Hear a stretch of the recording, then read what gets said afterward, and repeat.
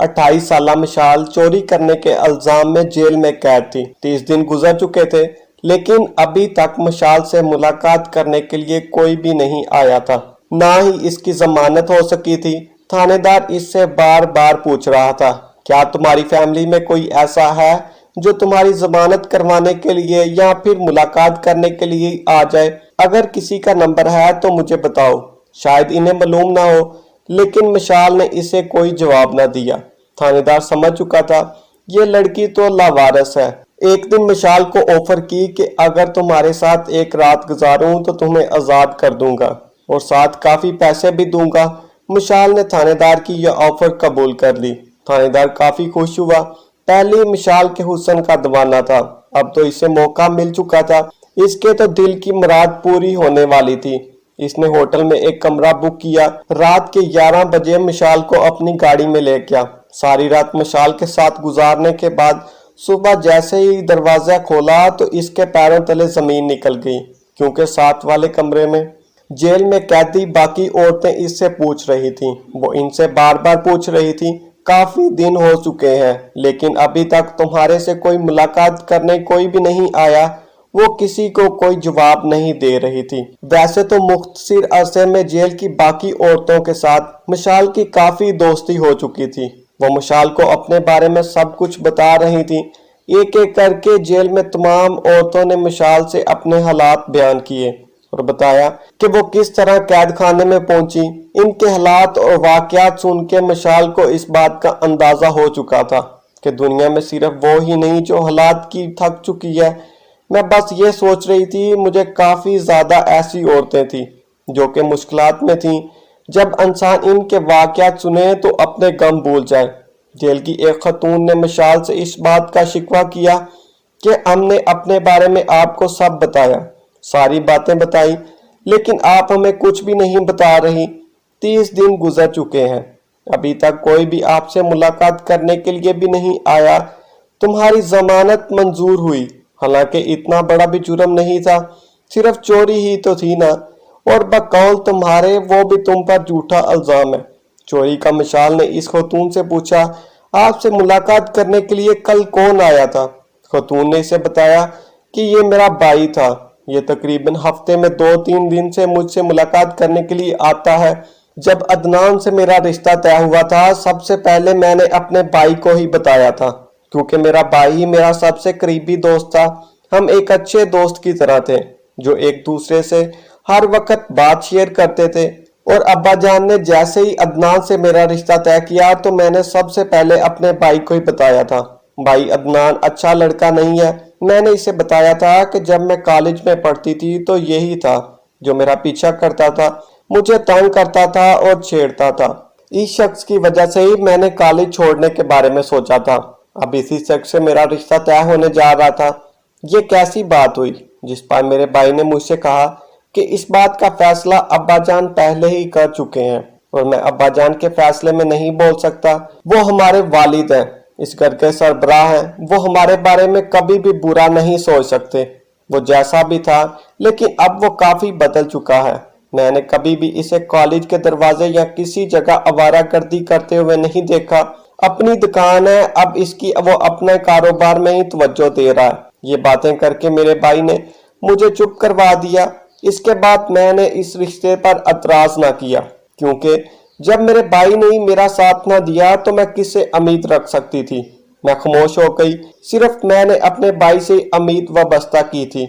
इसके बाद मेरी जुबान को जैसे ताला लग गया। मैं चुपचाप हो गई।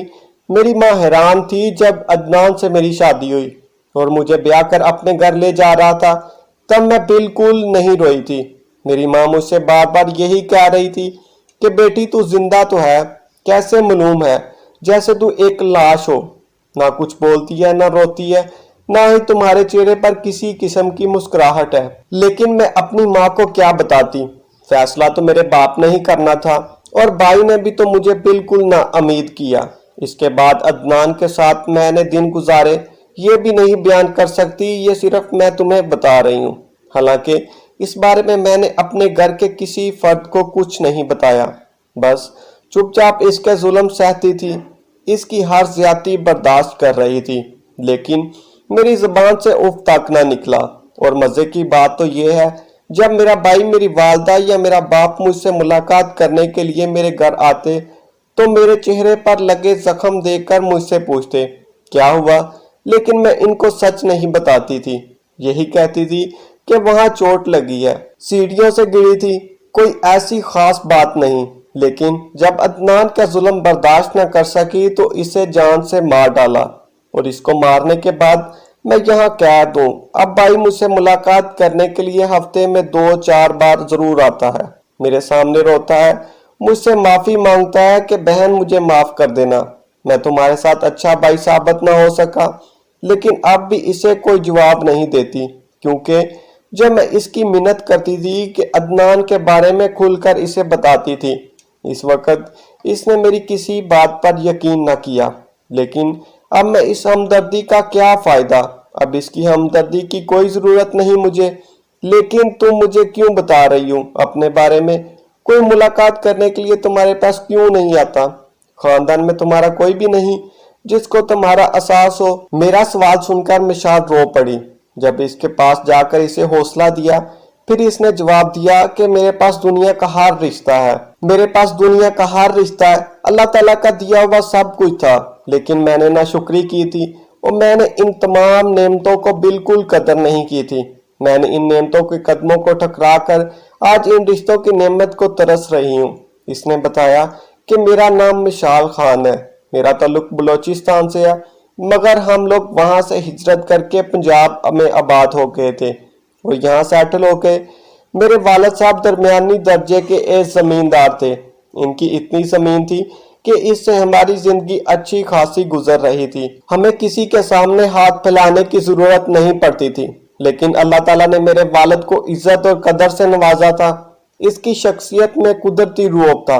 ना सिर्फ इनके भाई बहन बीवी बच्चे बल्कि बलोच बरादरी के तमाम लोग इससे मरूब थे। सब लोग ने मुतफक्का तौर पर मेरे वालिद साहब को अपना सरबराह मुकर्रर कर रखा था, क्योंकि इनके पीछे अच्छे खासे वोटों की तादाद थी, इसलिए इनका सियासी असर ज़ौक़ था। इसके अलावा इनके अपने दोस्त भी काफ़ी सारे थे जो कि मुखलिस थे और दोस्तों की सपोर्ट भी इनको हासिल थी। इन सब खूबियों से बड़ी इनकी खूबी ये थी कि वो अपने कुर्बो वजूद में गरीब लोगों को ढूंढ कर रखा करते थे। गरीब खासकर सफ़ेद पोश लोगों को कभी इनके पास जाकर अपने हालात नहीं बताने पड़ते थे और हमेशा वक्त से पहले इनकी ज़रूरत पूरी कर दिया करते थे। इनका ये अमल इनकी इज्जत की सबसे बड़ी वजह थी। इनके इस अमल की वजह से लोग इनकी तकलीद करते थे। अल्लाह ताला ने इनको इज्जत से नवाजा था। लोगों के पास शायद इसका अशरो अयश भी ना हो। जो मेरे वालिद अपनी तमाम तर मसरूफियात के बावजूद अपनी औलाद बीवी को मुकम्मल टाइम देते थे, घर वालों को भी खुश करते। इन्होंने हत्ता तल मुकद्दर हमें पढ़ाने की कोशिश की। मेरे भाइयों ने तलीम हासिल करने की भी, लेकिन मैंने तलीम अधूरी छोड़ दी। मेरे भाई अपनी छोटी मोटी मुलाजमत बना ली और मैं घर के कामकाज करने लगी। एक दफा मैं अपनी फैमिली के हमरा किसी दूसरे गांव में शादी गई हुई थी। वहां एक लड़के से मेरी दोस्ती हो गई। वो दोस्ती दौरे हाजिर के नाम नहाद मोहब्बत में बदल गई। मोहब्बत के नाम पर मैं अपने घर वालों से छुपकर इस लड़के से मुलाकातें करने लगी, तो इस लड़के ने हमारे ही गांव की एक खतून के जरिए मुझसे राब्ता किया। खतून मुझसे इस लड़के को मिलवाने का जरिया बनी।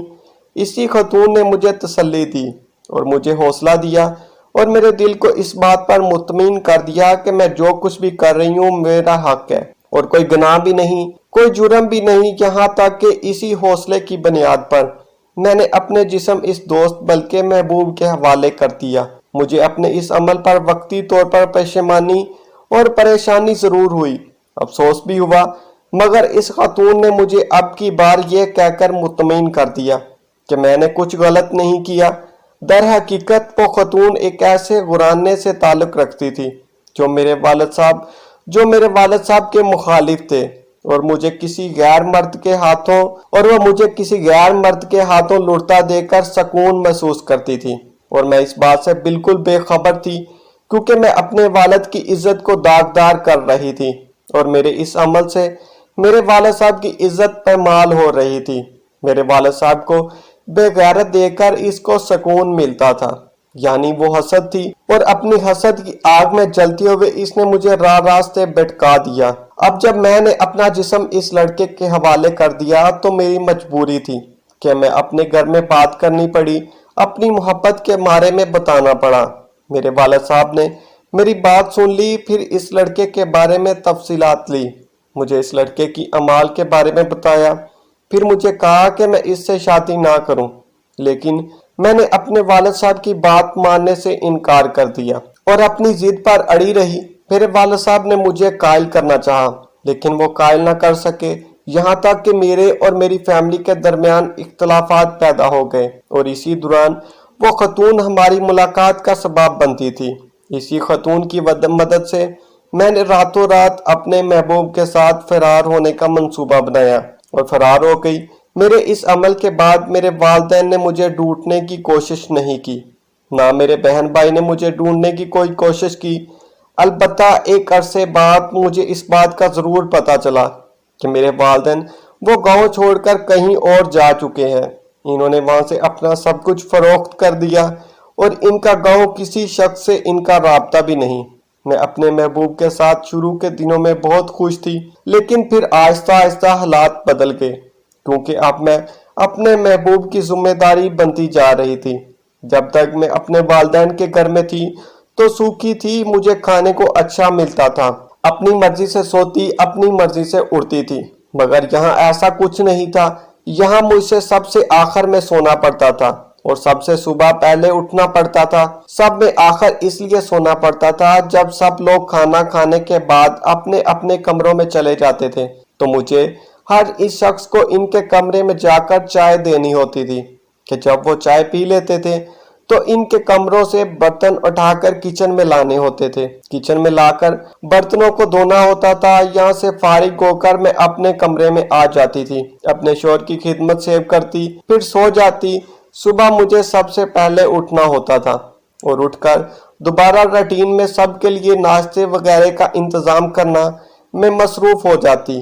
کپڑے، جوتے، ناشتے سب کچھ میری ذمہ داری تھی۔ میں گھریلو ملازمہ تھی جو بغیر اجرت کے ملازمہ، کیونکہ میں اپنے گھر میں سب کی لاڈلی تھی۔ میرے لیے کام کا اتنا بوجھ اٹھانا ممکن نہیں تھا کیونکہ میں کام کرنے کی عادی نہیں تھی۔ میں نے آہستہ آہستہ کام سے راہ لی فرار اختیار کر لی۔ میں نے آہستہ آہستہ کام سے راہیں فرار اختیار کرنا شروع کی تو میرے اور میرے سسرال والے ان کے درمیان جھگڑے ہونے لگے۔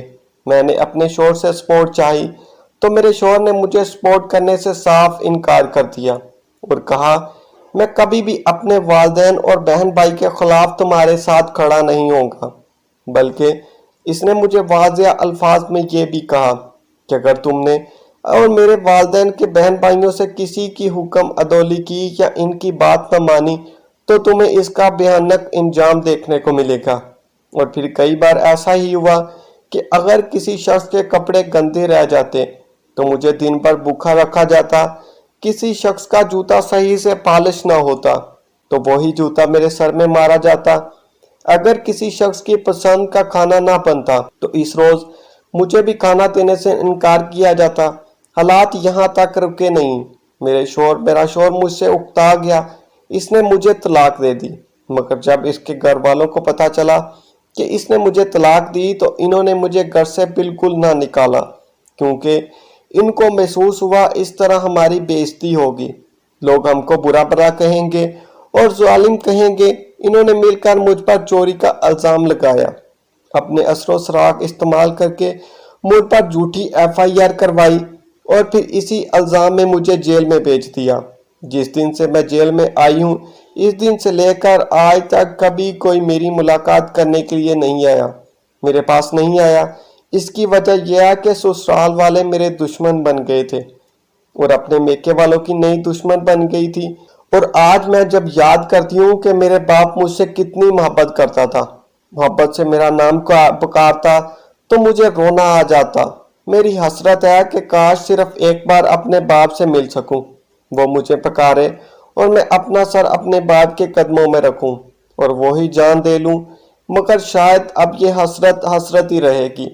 خاتون نے اس سے کہا انشاءاللہ مشال بی بی، تمہاری کہانی سن کر مجھے افسوس ہوا، لیکن تم اپنے ماں باپ سے ضرور ملو گی انشاءاللہ، لیکن کیا تمہارے والدین تمہارے بارے میں جانتے ہیں کہ تم یہاں قید میں ہو؟ جس پر مشال نے کہا کہ میں نہیں جانتی میرے والدین کو کچھ معلوم ہے کہ نہیں میرے ساتھ کیا بنی۔ افسوس تو اس بات کا ہے کہ میں بھی ان کا ٹھکانہ بالکل نہیں جانتی۔ وہ گاؤں چھوڑ کر آخر کہاں گئے؟ اگر مجھے میری فیملی کے بارے میں کچھ پتا ہوتا تو میں سب سے پہلے اپنے باپ کے پاس جا کر ان سے معافی مانگتی، شاید میرا باپ مجھے معاف کر دیتا۔ میں جانتی ہوں مجھ سے بہت بڑی غلطی ہوئی، کاش میں اپنے والد کے مشورے پر عمل کرتی، لیکن افسوس کہ اس وقت چھوٹی تھی، نادان تھی، جھوٹی محبت کے جال میں پھنسی تھی اور اندھی ہو چکی تھی۔ مجھے کسی سے کوئی نصیحت نظر نہیں آ رہی تھی، لیکن مجھے اس بات کا یقین ہے کہ اگر میرے والد کو پتہ چل جاتا ہے کہ میں اس قید میں ہوں، مشکل میں ہوں، تو وہ بھاگ کر آئیں گے۔ اس سے یہ بات برداشت نہیں ہوگی کہ میری بیٹی جیل میں رہے، چوری کے جھوٹے الزام میں قید رہے۔ تھانے دار بار بار خواتین کے قید خانے کا چکر لگا رہا تھا، ان سے پوچھ رہا تھا کسی چیز کی ضرورت ہے تو بتاؤ۔ مشال نے اپنی دوست سکینہ سے کہا، یہ اتنا اچھا آدمی تو نہیں لگتا، اسے ہمارا اتنا خیال کیوں آ رہا ہے؟ یہ بار بار ادھر کیوں آ رہا ہے؟ جس پر سکینہ نے مشال بی ابھی آپ چھوٹی ہو، نادان ہو، اس کے آنے کا مقصد میں سمجھتی ہوں۔ مشال حیران ہوئی اور پوچھنے لگی کہ کیسی بات، مجھے بتاؤ۔ سکینہ نے بتایا، اللہ تعالیٰ نے مجھے ایک خوبی عطا کی ہے، میں مرد کی آنکھیں پڑھ سکتی ہوں، یہ بار بار یہاں تمہارے لیے آتا ہے۔ ویسے تو یہاں ساری خواتین بڑی عمر کی ہیں اور زیادہ خوبصورت بھی نہیں، لیکن میں نے نوٹ کیا ہے کہ یہ سب سے حالات پوچھتا ہے، لیکن نظر صرف تم پر ہوتی ہے۔ اس کی شاید یہ تم سے بات کرنا چاہتا ہے، امید ہے اگلے 2-3 دن میں یہ تم سے بات بھی ضرور کرے گا، اپنے مطلب کی تم سے پوچھے گا۔ سکینہ کی بات سچ ثابت ہوئی، کیونکہ کچھ دن ہی گزرے تھے کہ پولیس والا مشال کے پاس آیا اور اس سے کہا کہ صاحب تمہیں بلا رہے ہیں۔ مشال اس کے پاس گئی تو تھانے دار نے اپنے پاس بٹھایا اور اسے کہنے لگا کہ 1 مہینہ ہو چکا ہے، لیکن ابھی تک کوئی شخص بھی تمہارے گھر سے تم سے ملاقات کرنے کے لیے نہیں آیا اور نہ ہی کوئی ضمانت کروانے۔ میں یہ پوچھنا چاہ رہا تھا کہ کیا تمہاری فیملی میں کوئی ایسا ہے جو کوئی تم سے بات کرنا چاہتا ہو، اور ہو سکتی ہو کوئی ایسا جن کو تمہارے بارے میں پتہ ہی نہ ہو۔ مشال تھوڑی دیر خاموش رہی، پھر تھانے دار سے کہا کہ نہیں صاحب، میری فیملی میں ایسا کوئی بھی نہیں جو مجھ سے ملاقات کرنا چاہتا ہو اور مجھ سے ملنا چاہتا ہو۔ میں سب کے لیے مر چکی ہوں، یعنی میری ضمانت کروا سکے، ایسا کوئی بھی نہیں۔ میرے شوہر نے مجھ پر جھوٹا چوری کا الزام لگایا ہے اور جہاں میں اسی کی وجہ سے ہوں، اور میرے والدین وہ گاؤں چھوڑ کر کہیں اور دوسری جگہ جا چکے ہیں۔ میں ان کا ٹھکانہ بھی بالکل نہیں جانتی کہ وہ آخر کہاں گئے ہیں۔ شاید ان کو میرے بارے میں پتا ہوتا تو میرے والدین میں سے کوئی یہاں آتا اور میری خبر گیری کے لیے ضرور آتا، میری ضمانت بھی کرواتا، لیکن فی الحال تو آپ ایسا ہی سمجھیں جیسے میں مکمل طور پر لاوارث ہوں۔ تھانے دار اچھی طرح سمجھ چکا تھا، اسے اپنے تمام سوالات کا جواب مل چکا تھا۔ اس نے مشال سے کہا، میری بات غور سے سنو، اور یہ بات ہم دونوں کے بیچ میں رہنی چاہیے، کسی کے سامنے اس بات کا ذکر کرنے کی بالکل ضرورت نہیں، ورنہ میں تمہیں مروا بھی سکتا ہوں۔ مشال پریشان تھی کہ آخر یہ کیا کہنا چاہتا ہے، اور پھر کہنے لگا، تم بہت خوبصورت ہو، شاید تم اپنے بارے میں نہیں جانتی، لیکن یہ ایک حقیقت ہے، پہلی نظر میں تو مجھے کافی پسند آئی تھی۔ اگر تم میرے ساتھ ایک رات گزارنے کے لیے رضامند ہو جاؤ تو میں تمہیں سے وعدہ کرتا ہوں کہ تمہیں جیل سے آزاد کروا دوں گا، جس کے علاوہ تمہیں کافی پیسے بھی دوں گا۔ مشال نے تھانے دار کے منہ سے یہ الفاظ سن کر کافی حیران ہوئی، جو 20 سال اس سے بڑا تھا، 3 بچوں کا باپ تھا۔ اس کی یہ باتیں اسے زیب نہیں دے رہی تھی، جس کی ایک لڑکی خود جوان تھی، یہ جانتے ہوئے کہ یہ لاوارث ہے۔ مشال اس سے کہا کہ صاحب مجھے سوچنے کے لیے وقت درکار ہے، اگلی رات میں آپ کو اپنے فیصلے سے آگاہ کروں گی۔ تھانے دار نے کہا، ٹھیک ہے، سوچ سمجھ کر فیصلہ کرنا۔ میں اٹھی پھر رات تمہارے پاس آؤں گا۔ اور ساری رات وہ سو نہ سکا۔ اسے مشال کے جواب کا انتظار تھا۔ اگلی شام دوبارہ اس نے مشال کو اپنے پاس بلایا اور اس نے کہا کہ تم نے کیا سوچا؟ مشال نے کہا مجھے آپ کی آفر قبول ہے، مگر میں بھی آپ سے درخواست کرتی ہوں کہ یہ راز کسی کو معلوم نہیں ہونا چاہیے۔ تھانے دار کے چہرے پر مسکراہٹ آئی۔ اس نے ایک گہری مسکراہٹ سے کہا کہ پریشان ہونے کی ضرورت نہیں، میں کسی کو کچھ نہیں بتاؤں گا، میں تمہارا بھلا ہی چاہتا ہوں، لیکن یہ بھی حقیقت ہے کہ تمہارے ساتھ میں کچھ سنہری لمحات گزارنا چاہتا ہوں۔ میں چاہ کر بھی اپنے جذبات پر قابو نہ رکھ سکا۔ تم اگلی رات تیار رہنا، میں تمہیں یہاں سے لے کر جاؤں گا، پھر میرا انتظار کرنا۔ بس مشال واپس آئی تو سکینہ اس سے پوچھنے لگی کہ وہ تھانے دار کیا کہتا ہے۔ مشال نے اس سے چھپانے کی کوشش کی، حقیقت اسے نہ بتائی، فقط اتنا بتایا کہ وہ میری ضمانت کروانا چاہتا ہے، لیکن میں نے اس سے کہا تھا کہ میں اپنے والدین کا ٹھکانہ نہیں جانتی۔ پھر اس نے میرے والدین کا ٹھکانہ معلوم کر لیا، وہ کل مجھے یہاں سے لے جائیں گے۔ سکینہ نے جب یہ سنا تو کافی خوش ہوئی، کہا مبارک ہو، تمہارا تو کام ہو گیا، بس اب تم ہمارے لیے بھی دعا کرنا، میں اس اذیت اس قید سے ہمیں چھٹکارا مل جائے، اگر رہائی نصیب نہیں تو موت آ جائے، کیونکہ ایسی زندگی سے موت ہی بہتر ہے۔ مشال نے اپنی دوست سکینہ کو تسلی دی۔ شام ہوئی تو مشال ایک ایک کر کے اپنی تمام قیدی عورتوں کے ساتھ ملنے لگی۔ قید خانے کے باہر تھانے دار اپنی گاڑی میں مشال کا انتظار کر رہا تھا اور مشال تک یہ خبر پہنچی تھی کہ تھانے دار آپ کے لیے باہر کھڑا ہے۔ اس کا ایک خاص آدمی مشال کو جیل سے باہر لایا اور جلدی سے اشارہ کیا کہ وہ جو سامنے گاڑی کھڑی ہے اس میں بیٹھ جاؤ۔ جلدی سے وہ اس گاڑی میں بیٹھ گئی۔ تھانے دار نے مشال سے کہا کہ میں نے اپنے لیے ایک کمرہ بک کیا ہے، یہ ایک چھوٹا ہوٹل ہے جس کے کمرہ نمبر 40 میں ہم رہیں گے، امید ہے یہ رات میری زندگی کی یادگار رات رہے گی۔ مشال نے اس سے کہا بالکل، میں بھی یہی سمجھتی ہوں کہ یہ رات آپ کو کبھی نہیں بھولے گی۔ 20 منٹ کی مسافت کے بعد ہوٹل کے دروازے پر گاڑی رکی۔ اس نے مشال سے کہا آؤ میرے ساتھ۔ دونوں ہوٹل میں داخل ہوئے، پھر اپنے بک کیے ہوئے کمرے کے اندر داخل ہوئے۔ ہوٹل کا کمرہ اس نے سجایا، وہ سوچ بھی نہیں سکتی اس کے لیے اتنا سنجیدہ ہے۔ مشال نے کمرے میں اس تھانے دار سے یہ ضرور کہا کہ اگر آپ مجھ سے اتنی ہی محبت کرتے ہیں اور مجھے چاہنا آپ کی مجبوری ہے تو شادی کیوں نہیں کر لیتے، کیونکہ میں تو لاوارث ہوں، والدین نے مجھے ٹھکرا دیا، شوہر نے مجھ سے لا تلقی کا اعلان کر دیا۔ اس پر تھانے دار اس سے کہنے لگا ایسا تو میں نہیں کر سکتا، میرے 3 بچے ہیں، جبکہ میری بیٹی تو اب وہ جوان ہے، اب اگر میں اس عمر میں دوسری شادی کروں گا تو بیٹی مجھ سے روٹھ جائے گی، اور میں اپنی بیٹی سے بہت محبت کرتا ہوں، میں اس سے ناراض نہیں کر سکتا۔ مشال اس سے کہنے لگی اگر آپ کی بیٹی نے آپ کو اس حال میں دیکھ لیا، ایک نوجوان لڑکی کے ساتھ آپ ہوٹل میں ہیں تو یہاں رات گزارنا چاہتے ہیں، تو پھر کیا ہوگا؟ اس بارے میں آپ نے نہیں سوچا؟ مشال کی یہ بات سن کر تھانے دار کے چہرے کا رنگ بدل گیا، پھر کہنے لگا تم ان باتوں کو چھوڑو، میں یہ رات ایک خوشگوار رات بنانا چاہتا ہوں اور تم عجیب باتیں کر رہی ہو، سارے موڈ کا ستیہ ناش تو مت کرو۔ مشال نے کہا میں معذرت کرتی ہوں، بس میرے دل میں یہ بات آئی تھی سو میں نے کہہ دی، یہ آپ سے پوچھ لیا، آج رات کے لیے تو میں آپ کی ہوں، آپ میرے ساتھ جیسا سلوک کریں گے آپ کی مرضی ہے۔ تھانے دار نے جیب سے پیسے نکالے، یہ تقریباً 40,000 روپے تھے۔ اس نے یہ پیسے مشال کی ہتھیلی پر رکھ دیے اور اس سے کہا یہ ہے وہ پیسے جن کا میں نے تم سے وعدہ کیا تھا، ایک رات کی یہ قیمت تمہارے لیے بہت زیادہ ہے، میں تمہارے یہ کام ہے، یہ میں دل سے تمہیں پیسے دے رہا ہوں، لہٰذا انہیں اپنے پاس رکھ لو، مستقبل قریب ہے، یہ تمہارے ضرور کام آئیں گے، جبکہ تم اپنے والدین کو ڈھونڈ رہی ہو۔ تھوڑی دیر بعد دروازے پر دستک ہوئی، ویٹر باہر کھڑا تھا، اس نے تھانے دار سے پوچھا کہ میں آپ لوگوں کے لیے چائے لے کر آیا ہوں۔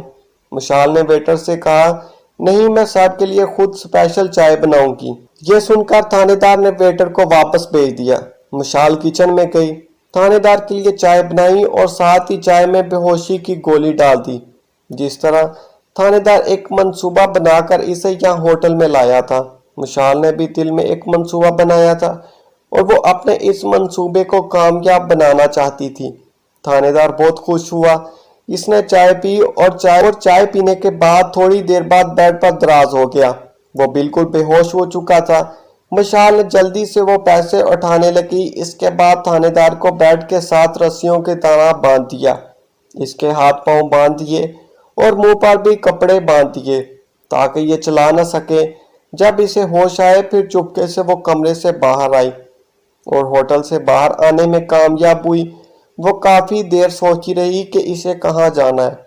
वो वापस अपने शोहर के घर भी नहीं जा सकती थी क्योंकि इसने तो इसे तलाक दे दी थी। ना ही अपने वालिदैन के ठिकाने के बारे में कुछ जानती थी। सिर्फ अपनी इसे एक दोस्त की उम्मीद थी जिसका नाम शाजिया था। इसे शाजिया का नंबर याद था। लिहाजा वो एक शॉप पर गई और शाजिया से फोन पर बात की।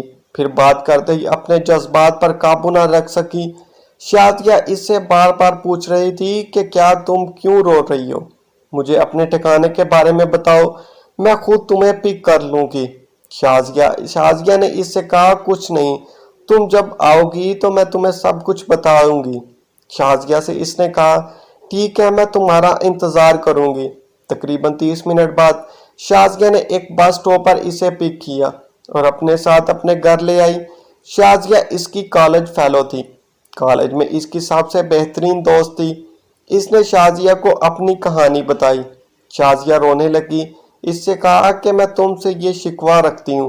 मुझे गिला था कि तुमने मुझे अपनी शादी पर नहीं बुलाया, लेकिन मैं नहीं जानती थी कि तुम्हारी शादी इस हाल में हुई है कि तुम घर से भागी और ऐसे जाल में फंस चुकी थी।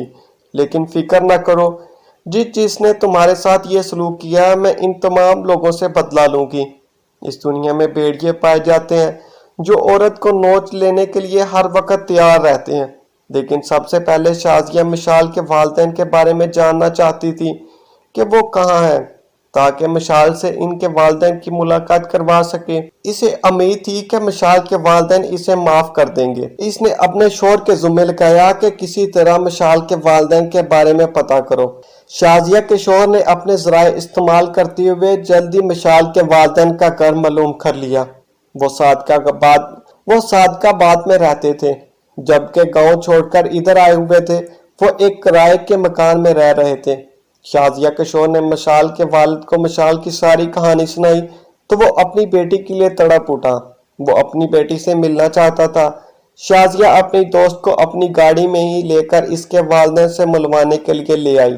मशाल का बाप बेटी से मिलकर रो पड़ा और इससे यही कहा कि बेटी, मैं तुम्हारा दुश्मन नहीं था, ये सब तुम्हारी वजह से हुआ। जिस औरत की बातों में आकर तुमने इस शख्स से तल्लुकात बना रखे थे वो हमारे घर की दुश्मन थी। वो मुनाफिक औरत थी। इसे भी तलाक हो चुकी है, वो अपने घर में बैठी है। मशाल के साथ जिसने बुरा किया तमाम लोगों का अंजाम बुरा था। हुआ वेटर कमरे में आया तो इसने देखा कि थानेदार रस्सियों से बंधा हुआ है। इसने थानेदार को रस्सियों से आजाद किया। थानेदार कमरे से बाहर आया तो देखकर इसके पैरों तले जमीन निकल गई कि इसकी बेटी इसी होटल में एक नौजवान के साथ मौजूद है। ये देखकर इसे दिल का दौरा पड़ा और इसी होटल के अंदर मर गया। मशाल के शोहर का भी एक हादसे में टांग टूट गई, जो कि बाद में टांग से महरूम हो गया क्योंकि इसकी टांग काटनी पड़ी। मशाल के वालिद ने अपनी बेटी को दिल से माफ किया। इसके बाद इसके वालिद ने मशाल की शादी एक अच्छे खानदान में की। एक वकील था जिसकी बीवी वफात हो गई थी और इसके 2 मासूम बच्चे थे। शुरू में मशाल के लिए यह काफी मुश्किल मरहला था क्योंकि बच्चों इसे दिल से तस्लीम नहीं कर रहे थे। लेकिन फिर मशाल ने मोहब्बत से इन बच्चों के दिल में करके प्यार कर लिया। मशाल ने अपनी जिंदगी पर एक किताब लिखी जिसमें इसने नौजवान लड़कियों को नसीहत की कि कुछ भी हो जाए अपनी मोहब्बत की खातिर अपने वालिदैन बहन भाइयों को ना छोड़ना, वरना देखना एक नामहरम महबूब की खातिर अगर अपने खून के रिश्तों की मोहब्बत आप छोड़ सकते हैं तो वो महबूब आप पर कभी भरोसा नहीं कर सकता, क्योंकि जो लड़की अपने वालिदैन की इज्जत को खाक में मिला सकती है इसके बाद वह भरोसे के काबिल बिल्कुल नहीं रहती। Thanks for watching.